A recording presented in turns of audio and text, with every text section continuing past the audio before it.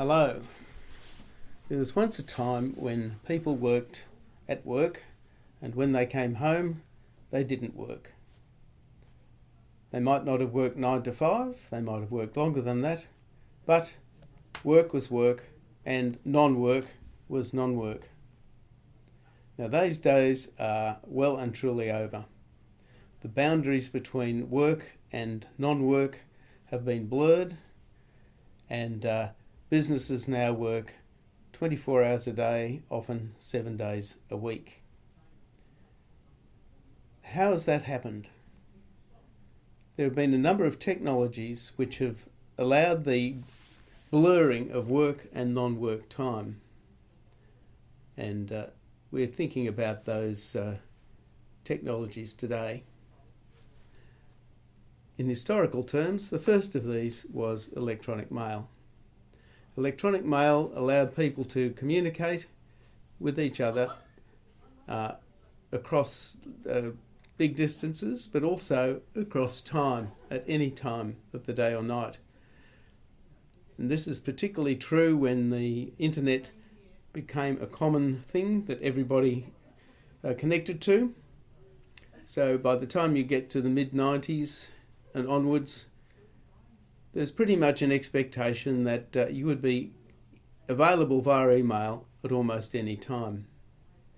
And it's about that time that the use of company-issued mobile phones became common as well. So you had a work mobile phone and you were expected pretty much to be on the end of that any time, pretty much day or night.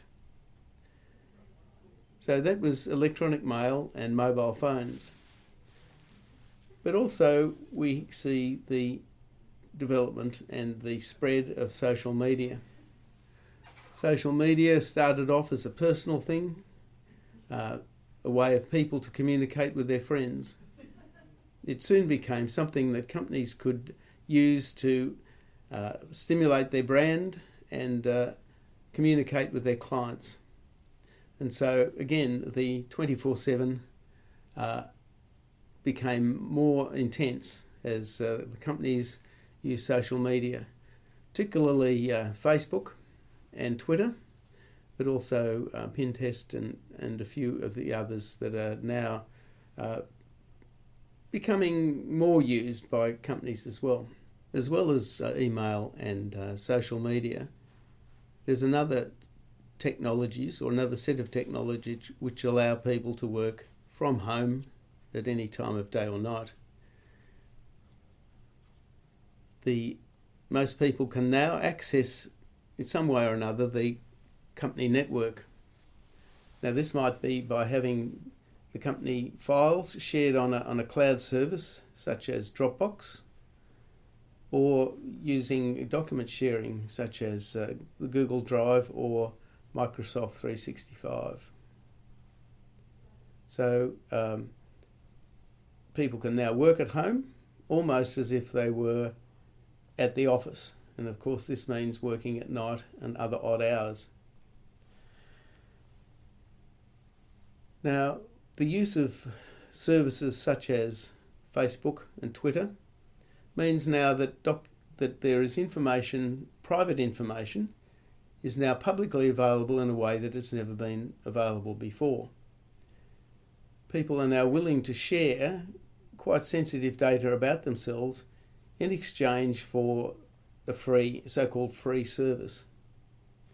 And so this information now can be available to marketers and to governments. They can find out all sorts of things about people based on their social media presence and of course their emails. And so this is how companies like Facebook and Google make a lot of their money, by analysing the data that people have made available and using this for advertising and other purposes.